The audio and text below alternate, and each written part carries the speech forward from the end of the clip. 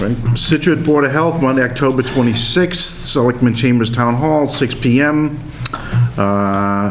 Make a motion to open the meeting and... Sure, well, yeah, make a motion to open the meeting. This meeting's open, make a motion to accept the agenda. There you go. Second. All those in favor? Aye. Beautiful. First thing on the agenda, Steve, correct? Yes. This is Steve from Niche Engineering, Scituate Public Safety Building, septic system variance hearing continued from Board of Health meeting on September 28th of last month.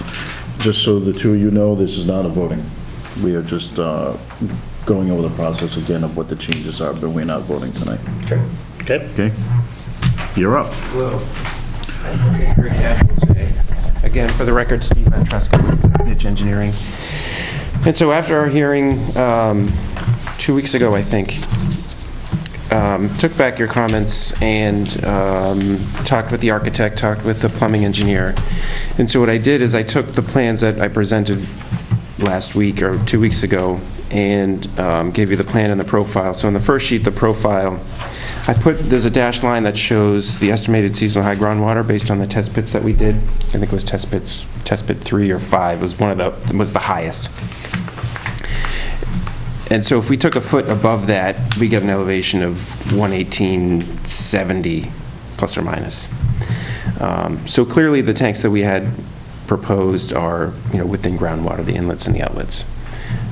One of the suggestions was, can we raise everything to that 118.73 via gravity? So bring it out of the building via gravity, 2% to septic tanks, and then to the pump chamber.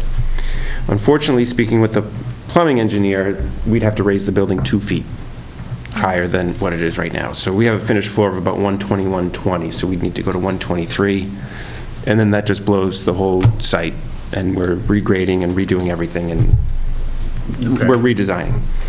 So our only option, is to essentially move the pump chamber from outside inside the building. Then that goes under plumbing code, building inspector. Then we're more flexible with our outlets. We would still have a watertight at the building foundation. We would pump out. I think I'd like to go at 116 so we can give ourselves a little bit more cover over where right now we show 12 inches of cover. I think we can get a little bit more if we go lower. And then we would essentially continue the design, but from the building it would be a force main all the way to the field, across the street. And so if you turn the page,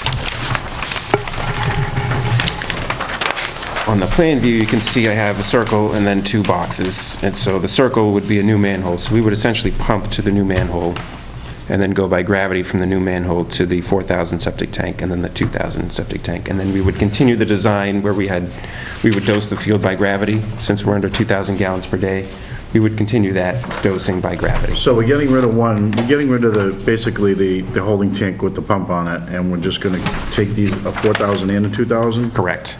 And just move them across the street? Across the street. And their groundwater is much, much lower. It's like at 115 Right. plus or minus, and we're at 120.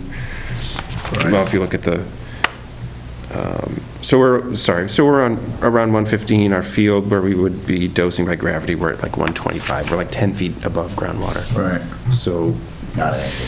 not an issue. That way, we would not be requesting a variance from the Board of Health. It would just be strictly Title V. We believe we're in compliance with Title V without requesting a variance based on if we designed it this way. Our plumbing engineer did talk to the building inspector today via email, Phil Eiderstein, is that how you say it? Phil Yep, Eiderstein. Yep. And he was okay with this approach, so I have an email here if you want to put that into the record at one time. Meets Title V, as far as I'm concerned. Yeah. Sorry if I Okay. interrupted. Solves the problem. Solves the problem Yep. as far as Board of Health's I do Correct. have a question now. Absolutely. And so have you guys done something like this before? Good question. I have not, Okay. but the gentleman in our office is actually working on the pump system at Walden Pond.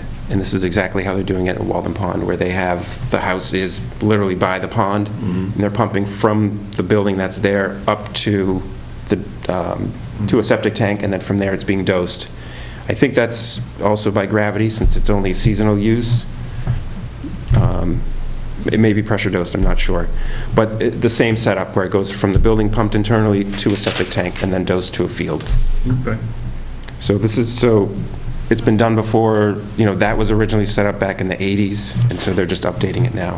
What's the noise level of the pump inside the building? So this pump, based on what I'm understanding from the plumbing engineer, it goes into a fiberglass tank, and so that would be, it's in its own separate room, mechanical room, where they would expect noises. As far as the decibel levels, I'm not sure, but I don't think it's going to be anything excessive. No. Right. But the only thing now that you're bringing internally is, and we had this situation at one of our schools in town this year, is where the plumbing backed up and it was internal, and it's not, you're not worrying about it externally, you're worrying about internally. Yeah. So I'm curious, and I'm assuming there's triple trace, safe, check valves on it. Yep. And, redundant, electrical backup, et cetera, et cetera. I'm sure the whole building has redundant electrical. It's on a backup. generator, exactly, and it has backup. It would be the same setup, your duplex system inside the building instead of outside. So everything is essentially going from outside to inside. Right.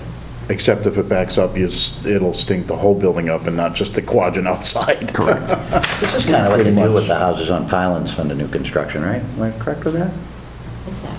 The tank inside, there's usually a tank in the house or a separate room off the side of the house with the houses on pilings. What do they do, like an E1 system or something? Like a grinder pump and it Yeah. ejects it out, yeah. Yeah. Yeah, because you can't put a septic tank in a velocity zone, so it has to go up. It has to be raised. Yeah. So it's basically the same. So a tank's inside the house when they raise them? Or a separate, Separate. yeah. room or Separate whatever. room, yeah. So to speak to your question, so what is the backflow prevention? So now we're taking all the material pumped way down the street, gets essentially dosed, and then half of that volume comes back. So how does we make sure that that volume doesn't wind up back in the building?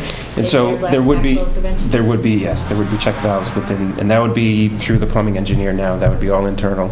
And that's something the building inspector would be looking at as well. And obviously, if you wanted to take a look at it, we can certainly provide you with their schematics or their layout. Yeah. Well, you certainly solved the problem, that's for sure. Jen? I Yeah. have a couple other questions. So we did try to take a quick look at it, myself Yep. and the engineer, and one question that came up was, if we're not mistaken, the pipe is now 3 feet below ground, so it's not below frost line. Mhm. Are there any concerns with that?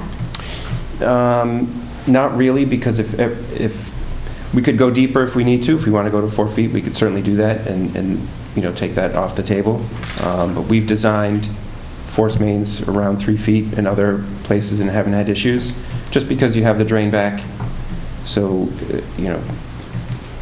if everything's constructed according to plan, which we'd like to think that it always is, there shouldn't be any effluent or liquid in the pipe. And this just sits in the corner of the basement? This would sit, yeah, exactly. Okay. Any more questions, Jen?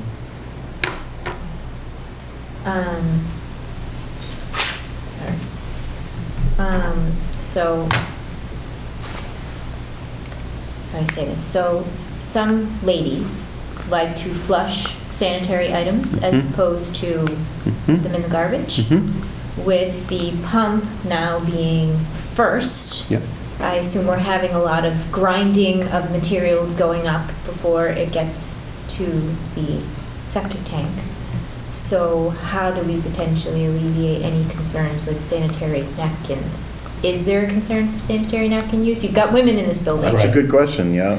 It is, and so I think it becomes an education, signs, just Okay. reminders, that sort of thing. And so we would have to place signs in the building, in the restrooms, Okay. just to remind our people that they shouldn't be flushing sanitary napkins. I mean, that's, short of having someone there reminding people as they go in. Yeah, I guess you have to have a signage and some separate disposal. And separate disposal, exactly. Yeah. Yeah. Yeah, I take care of Marina where we have that, and we have not had a problem, actually. I Okay. have to say, we did put a sign up and You did, have a okay. separate People- receptacle for them. But I know, you, by sanitary codes and other means, you're supposed to have covered trash cans in public bathrooms for the ladies' rooms. Yeah. But, No, you it's know, a legitimate I think it kind concern. of takes on a bigger importance in a situation like this. What about in the cells? Is it still, will they have bathrooms in those? How does that work? Do you That's a good remember? question. I don't I don't do know. believe they have toilet facilities in the cells, so that's. They do. I think they have, I want to say they have like 22 or 24 toilets for the entire facility. Yep. Something around that number. Put a sign in there too. Yeah. Yeah. I mean, I know they're probably searched, so there's nothing else they can flush down there, but Sure. just to be on the safe side. Hopefully, we don't have too many guests. It's too often. Okay. Steve wants to go for a night. Yeah. Lit motel. Check myself in. Sometimes you need a break. Yeah, right. Right. You didn't really need That to nice go there. stainless steel bed feels good. Just when you thought it was safe. And then one final question that we kind of thought of again, so you're taking the solids and you're kind of grinding them and making them smaller before they hit the tank, and then we're asking the tank to now allow for the solids in smaller forms to settle and then kind of move through the system. How do we either alleviate or address clogs in the D-box, filters, etc.? Does that take on a bigger role or a bigger importance given the reconfiguration of the pump for the tanks? Yeah, I mean, obviously, ideally, there shouldn't be any solids going into the D-box. It should just be effluent, clear effluent. So Right. the thinking is that you have the 4,000 and the 2,000 gallons as a sort of, as a stilling to go through. Was there a concern by the engineer? Does he think, or she think we need to make the tanks bigger? No, it was just a question about allowing for, larger solids Yeah. typically settle out faster. Smaller solids tend to kind Yeah. of stay in the water column a little longer. So it was just a kind of a quick question that we had. And so we could also put effluent, the T filters on there. We could put that on in each tank in the 4,000 and then the 2,000 gallon tank before it goes to the D-box. And that would help screen out. For residential systems, we require a Okay. J-bell or similar filter, so I think that would be Okay. a key addition to the design. Each And one is still a easy enough. 4-inch piece of PVC pipe, right? At a minimum between the tanks Right. and the manhole, yeah. I'd probably go to a 6-inch. It still says 4-inch, so Um, that was if my eyes are. Oh, you're talking about the force main? Yeah. Yeah, we'll take a look. 6 inch We'll take a down, look at that. 6 inch down and then 4 inch across. See, so you still have 6 inch here, 6 inch there, and then 4 inch there. Oh, I see. Yeah, no, I was just, yeah. We do show a 4-inch Right. main, and so it'll either be a 4 or 6. I'm not sure until the plumber does his calculations, and then we have to Right, match that. So, right. Okay. Dougie, anything else? No? Russell, anything else? No. Jen, good? I just have one other little Oh, thing. sure. Sorry. Just something that we noticed. On page 2, down at the bottom left-hand side, it says proposed public safety building, the foundation, elevation 121.4. oh, 0.4. Whereas the first page is 121.2, and I know you mentioned 121.2. I did. Oh, I see. Sorry. Yep. Just a little thing that saves a... Yeah, no, Oh, so later. the color lines on this will not be shown. Unfortunately, we'll go back to black and white. And so the 12120 I grabbed from an old architectural plan, so I'll make sure it says the correct elevation. All right. So if it's okay with the board, if this design is okay with you, I'd like to then now formalize it and put it on paper and submit it for a formal vote at the next hearing. I don't Well, know. if it complies under Title V, which Jen can dot the i's and cross the t's, Okay. then Oh, so there's it there's don't need to no... come back? No, There's no we only formal- needed a variance because it didn't comply with Title V. Okay. So if this complies, and Vonco says it complies, and she says it complies, then she signs off on it. Doesn't Oh. even have to come before us Okay. again. So, yeah, you guys solved the problem.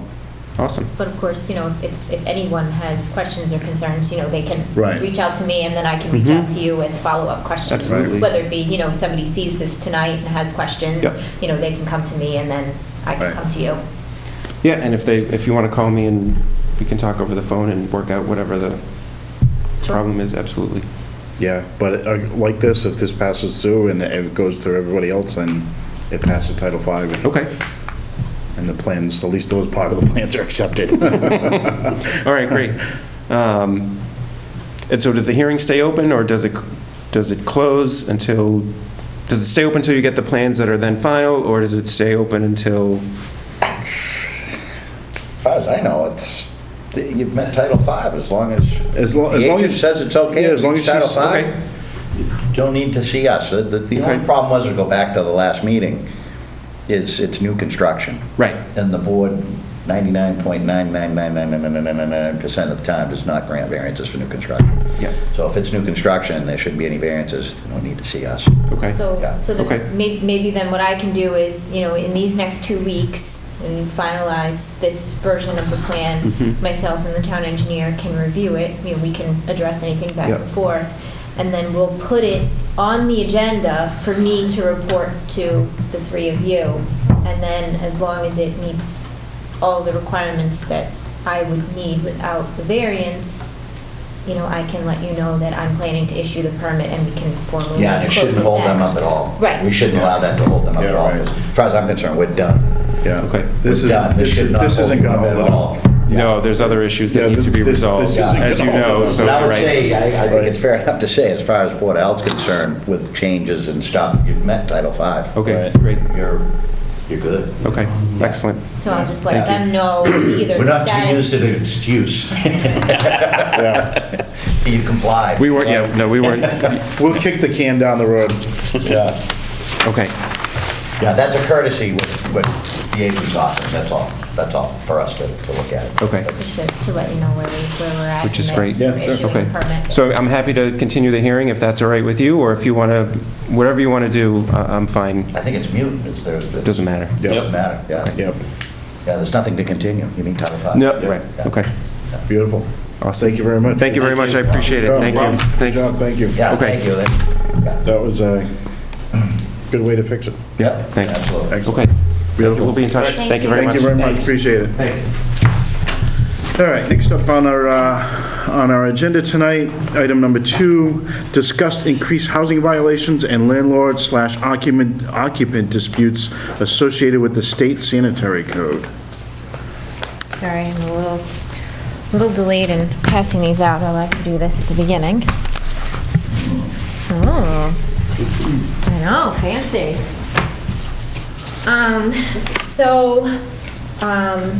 As you know, And this is requested by Patricia. yes, that we kind of have, just kind of give you an update on kind of the housing piece in general. I know I speak to each of you as individuals on certain cases and run things by you, but just kind of in a general sense, give you an update on how we are with housing cases and specifically landlord-tenant issues in particular. So between August of 2014, when I arrived, until today, we've received 31 housing complaints. Wow. Which apparently is an uptick compared to historical receipt of concerns, by our office in the past. Those numbers exclude hoarding and general nuisance complaints. So hoarding we kind of characterize as a separate housing issue, despite the fact that it still falls under the housing code per se. And some of those hoarding cases are also landlord-tenant, but we're going to kind of keep them separate for now. And then we've received several nuisance complaints, neighbor issues, so we've also excluded them. So of the 31 housing-related complaints, excluding hoarding and nuisance, 15 of them have been landlord-tenant issues. And some of them have lasted upwards of 3 and 4 months, have taken, 40, 50 plus hours to address between landlord concerns and tenant concerns. There seem to be a few themes that we see over and over again. Some are seasonal. We see rodent complaints quite frequently. We see, shockingly, we see lack of smoke detectors and lack of carbon monoxide alarms, which in this day and age is just kind of actually beyond my comprehension that somebody would rent out a unit and not have those two in place. Right. So whenever we see that in particular, under code and in coordination with the fire department, I am required to let the chief of fire know when there is a missing smoke detector or CO alarm right away. And do you test them when you go in there, just to see if they, Yep. ones that are? Yep, we do test them to see, typically what happens is I'll get a complaint or the building department will get a complaint and we will go as a team because typically there's a lot of overlap in our jurisdiction. So I'll identify things under the housing code that are concerned or not, confirm for a landlord or a tenant that they're in compliance in a certain avenue. Or, the building department will do the same thing that, things that fall under their jurisdiction. So typically what happens is we'll send out a joint letter. If the complaint comes to me, I'll enumerate the housing code violations, and then I will include the information directly from the building department, and they can address each of those and let both departments know when they've been addressed so that we can follow up and conduct a subsequent inspection. With the smoke detectors and the COs, I alert the fire department, and in the case of seniors, sometimes if there's a current program in place, the fire department is able to assist in providing smoke detectors through a senior program if that's being implemented at the time. Otherwise, the landlord is required to obviously put them in right away. And then we require that the fire department comes in, conducts an inspection for a fee, and certifies that they're in operation, and that certification is good for 30 days. So that is really a benefit to the landlord that certifies they have working smoke detectors either when they rent a place or after we've conducted an inspection and found that they were not in compliance. So, smokes and COs. Another issue that we see Can I is... ask a question? Of course. In relation to smoke and Yeah. CO. So, I own a house, I have someone come in to rent it, and I do the diligent thing and put the smoke and detectors up and stuff, and I go to the fire department and I get that 30-day certificate. Where does the responsibility go if that house is rented on a 12-month basis, year after year, and you have the same tenants in? And they're good tenants, and nobody's trying to do anything underhanded, but whose responsibility is it to, say, replace the batteries every time you set the clocks back, which is usually what they say?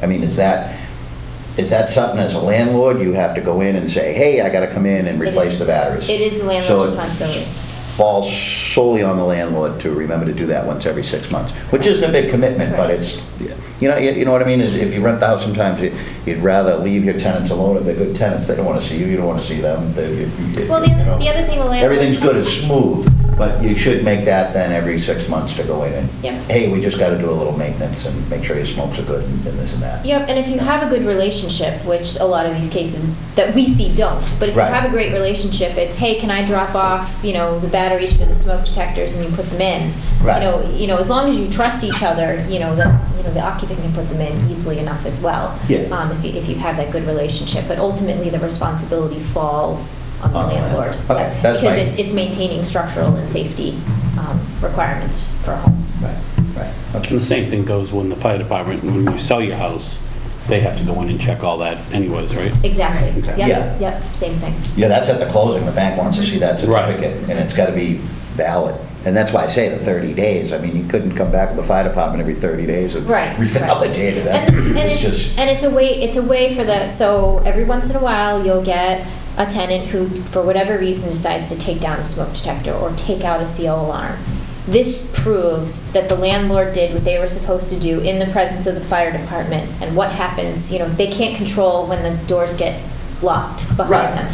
So it's a way to certify that they did the right thing when they were required to do it or prior to renting it, which is the ideal time to do it, not when I'm coming through the door. and once again, a tenant So- might feel like, man, I don't want to bother you for that. I took it down because the thing was going off. I didn't put the batteries in, and I didn't want to bother you with it. It's like, you should have bothered me with it. This is an important thing, but Yeah. I see it where it's not meant to be harmful until something happens and it becomes harmful. Then the Yeah. finger pointing starts. Right, and And it could be a legitimate no fault. It wasn't Absolutely. anything that anybody intentionally did. Well, hey, we do it, you know, our smoke detector goes off in the middle of the night. We don't want to fumble around at 2 in the morning trying to find a new battery, so we, you know, yank them off the ceiling and say, oh, be quiet, I'll deal with you in the morning. And, you know, anything can happen in those few hours, of course. Yeah, in the morning could turn into a month by the time it gets back up.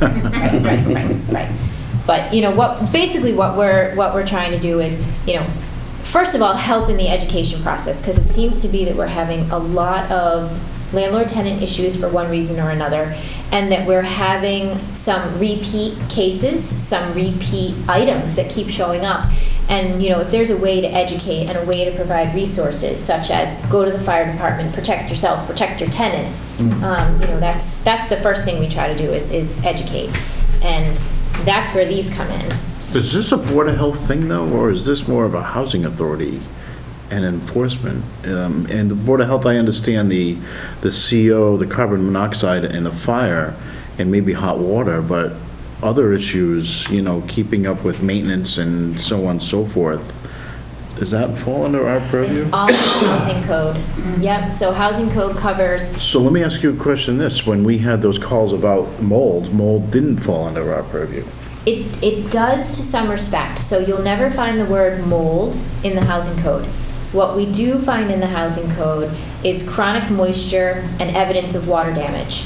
Those two things can be evidenced by the presence of mold or mildew, and that's where it falls under our purview. So we can't, if there's visible mold crawling up and down the walls, and we can see it, we can respond to that because that is evidence of chronic moisture in a home. Whether there's a leak in a wall, a leak in a roof, water, you know, ice dams in the winter, we can address those because that falls under structural elements that need to be maintained by the homeowner / landlord.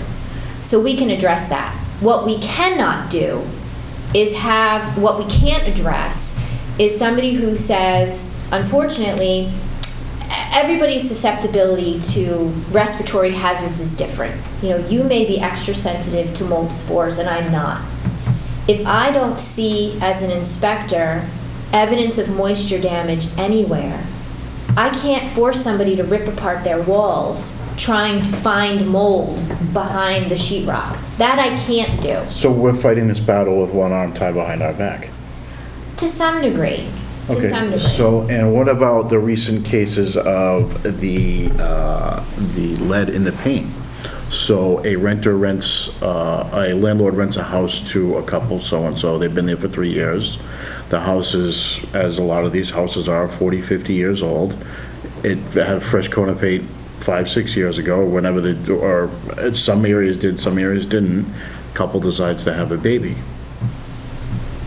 What happens then? How is that the landlord's fault? And I don't, again, how can we enforce that? So we're required to assist in enforcement of the Mass General laws associated with, so this goes above codes, so our codes come from our Mass General laws.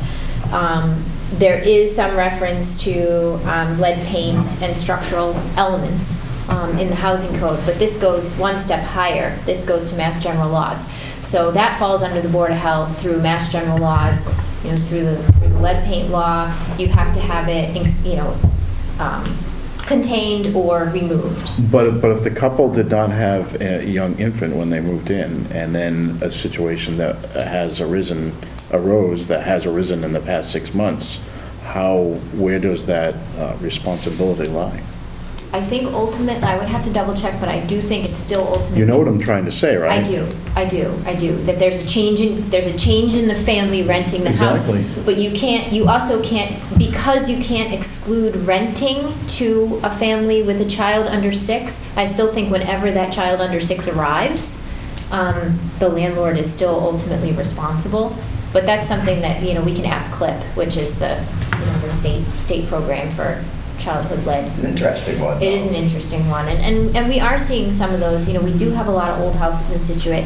We have a lot of folks, whether they be selling or renting, and they're asking the right questions. We've had several landlords come in saying either I'm thinking about renting, I have an old house, or I am renting, and, you know, we want to do renovations, how do we go about it? So we put them in contact with a lead paint inspector. They're state Yeah. inspectors. And they'll come in and assist. And CLIP, you know, which is the program, the Childhood Lead Prevention Program, they're a really great resource, both for us directly to ask these kinds of specific questions, or for the homeowners and the renters to ask collect questions of directly, if I can get it out. But yeah, I mean, we always get these kind of odd questions, or, you know, unusual cases, and we have to do our homework. We're a town of 18,000. I mean, the cities of Quincy and Taunton and Boston, I mean, this must be an ongoing issue with them.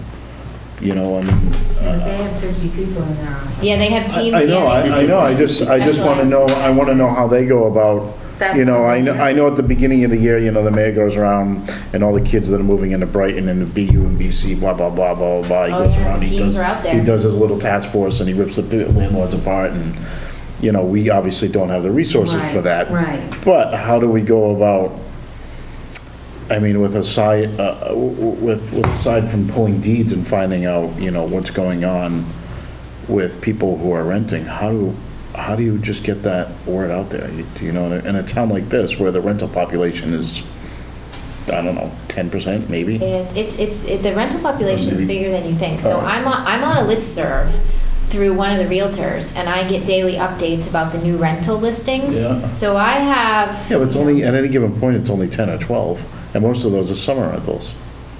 I think it's more than that. We get a lot of winter rentals. We get a ton of winter rentals. Yeah, okay, but still, when I go and look for rentals, say on Zillow, you know, there's no more than a dozen-ish. Because they're snapped up pretty quickly. Yeah. Well, that's the other problem. The other problem is that a lot of them are pockets, and it's all about who you know, and it gets before it even can go to Craigslist or Zillow or to any of the realtors. Right, it's all word of mouth. Exactly, so my Yeah. point again is how are we gonna educate this? How are we going to get this word out to people so the issues don't happen So this is one way. with limited resources? Right, so websites and information, and more people watch this than you would imagine. I've been told several times, oh, I saw you on TV. So part of it, you know, part of this is education, and we got these pamphlets because we were seeing repeat people and repeat concerns. You know, the smokes, the COs, the chronic moisture after winter storm damage, and then access for repairs. That's the other thing we see a lot is we kind of see this battle of wills between landlords and tenants, where the landlord says, okay, I know I need to make the repairs, let me come in and make the repairs, and the tenant won't let them in. And they kind of have this, you know, they've kind of set themselves up for negative interactions, and nobody wants to kind of give in. So we got these, they're consumer guides, one for landlords, one for tenants, from the Consumer Affairs and Business Regulation from the state. And it's basically a layman's guide to the housing code and what everybody's legal remedies are. So it kind of gives a quick down and dirty, what are the rights and responsibilities of a landlord? What are the rights and responsibilities of a tenant? And then if you have a problem, that's when you come see us. You know, try to work it out first. If you can't, then you come see us. And, you know, we do everything we can. We try to avoid taking people to court, but that's our last resort, is to take people to court. If somebody's back door lock does not work or the door doesn't shut right, is that still the Board of Health responsibility? Yep. Yep. I did not know that. Yep. The housing code covers several structural items, safety-related items, heat, hot water, electricity, all utilities, Right, all the basically. utilities, right. A lot of structural items, maintenance. There's a whole section on owner responsibility for maintenance, and there's a section on tenant responsibility. They don't use the word tenant, but occupant responsibilities for maintenance. There's a huge section on trash, rubbish, you know, exterior condition maintenance, and it's all education, really. You know, it seems for the most part, when we have landlords that learn all of their responsibilities, they are responsive. It may take a little while, but they do tend to be responsive once we explain to them what's going on. And, you know, tenants, We have a mix of concerns. You know, we have some folks that are very early on, they don't want to cause a problem, they like where they live, but they can't get a response. Whereas, you know, sometimes somebody sees our letterhead and just knowing that they've called us, you know, will elicit a response in a better working relationship. Other times we have to, you know, we have to take one or both parties to housing court. And that's very time intensive. We try to avoid it, but sometimes it's our only remedy. Have we thought, So. I mean, where we have these, I don't know how much they cost and stuff, is it something to give landlords and then the landlord gives the tenant? Yep, Have they thought of that? Yep, we have. So we've been doing that. They're free. I learned about them from another health agent who has a lot of housing issues. You know, that's really what her job does. You know, they in their town, they have a food person, a housing person, and a, you know, everything else person. So we ordered these for free. You can get as many as you want, as often as you want.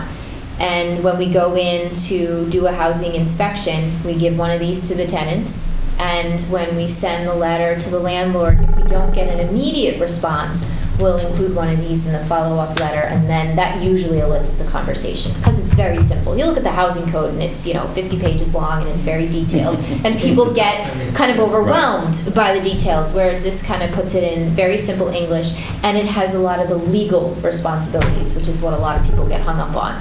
So that kind of hits the piece that we're really not supposed to get involved in. You know, we're not supposed to get involved in, I don't want to pay my rent, and I don't want to fix the problem. You know, we're not supposed to get into that.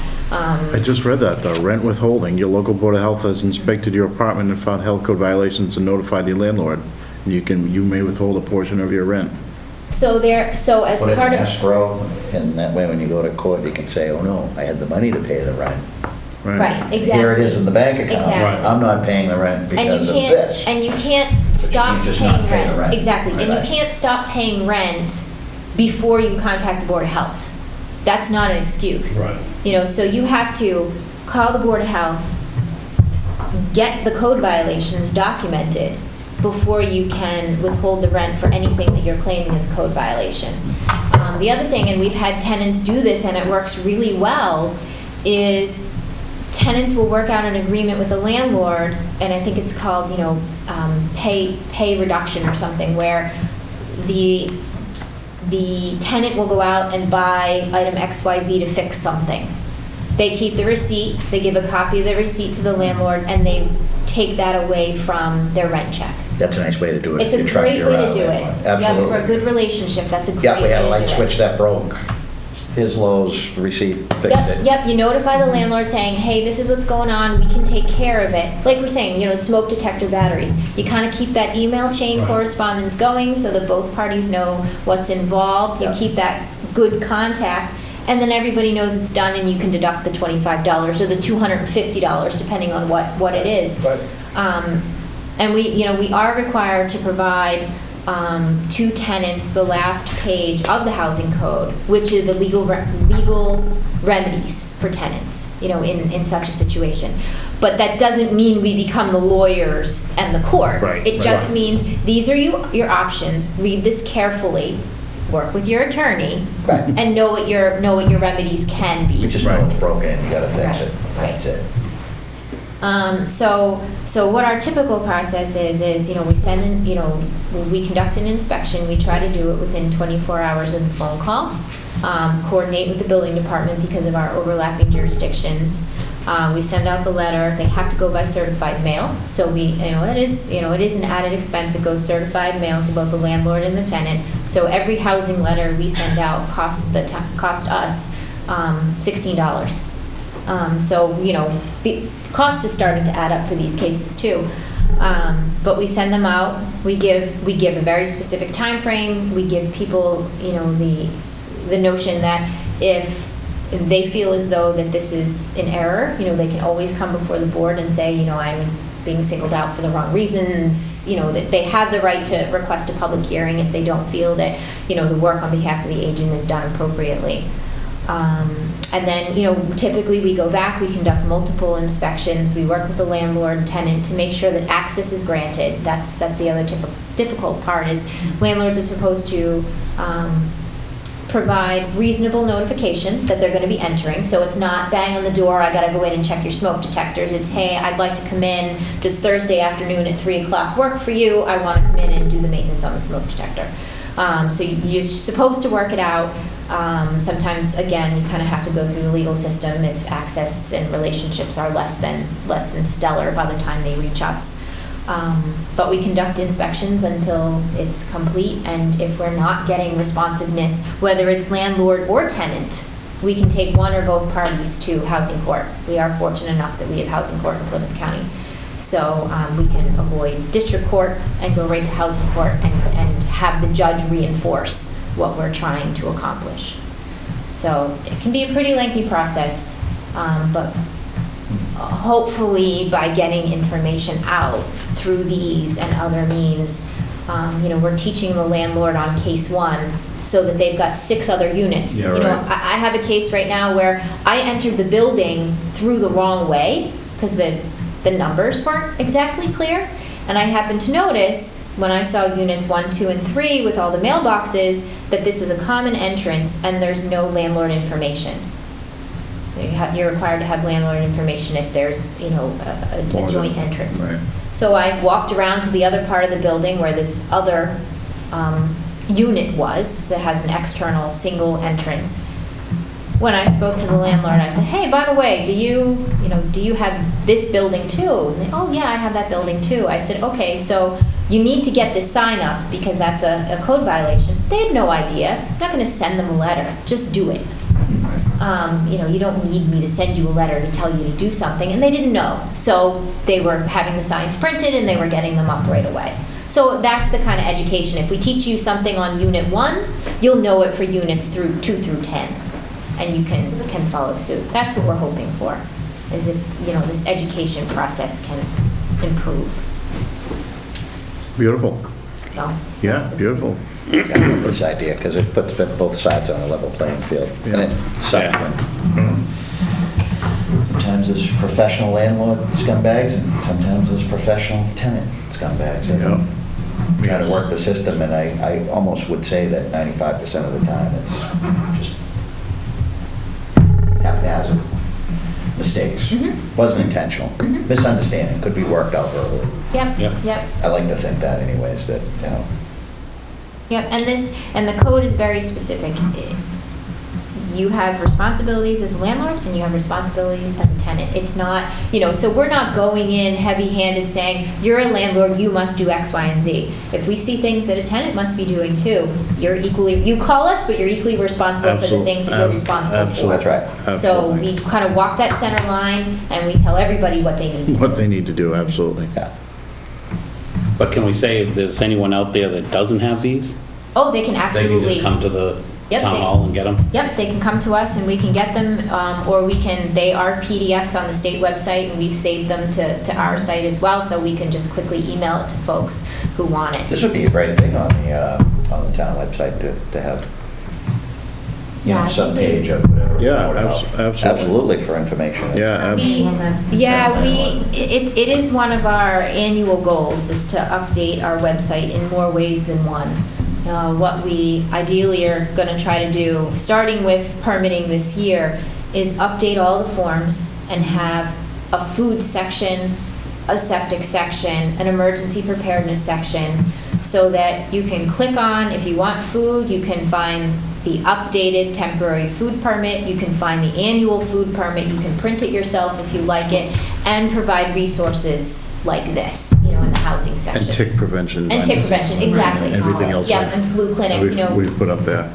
Exactly. So what we're trying to do is revamp, if the platform allows us, we can revamp our webpage so that it is by category, and we have everything updated, plus good resources available, just like this. That'd be And good. people can just print them or view them and save them to their own desktops. All right. So it seems that we've moved on to other business, because Jen segued right into that. And Sue said she'd have the website done by tonight. Yeah, she writes. Absolutely, she's working overtime. Sue, do you have invoices for us to sign? I do. Just so you know, the two of you fellow board members, I was talking to Jen today about one of the detectives in town had notified me, or we were just discussing that it might be time to do a sting because he's seen kids under 21 with the vape of cigarettes. And our regulations do indicate that Right. e-cigarettes are Yeah. Right. So, 21 and over. so I will ask him if they have a source for it, or if he was thinking of somebody, and if not, then I think it should be up to us to scrounge up some money from a budget somewhere and hit a few places. And I can reach out to our other fellow 21, both MHOA I can reach out to, because they were the ones that conducted the, I'll call it inspection, for sales to minor, just general sales to minor. They do it across the state each year. And they've come to our community several times without violations, and we had that one identified in the past. Right. So I can reach out to MHOA to see if they have any resources to do this, or, reach out to other fellow 21 and over communities and see how they pay for Right. such items. How's our neighbors doing? I know Marshfield went to 21. Cohasset, Norwell.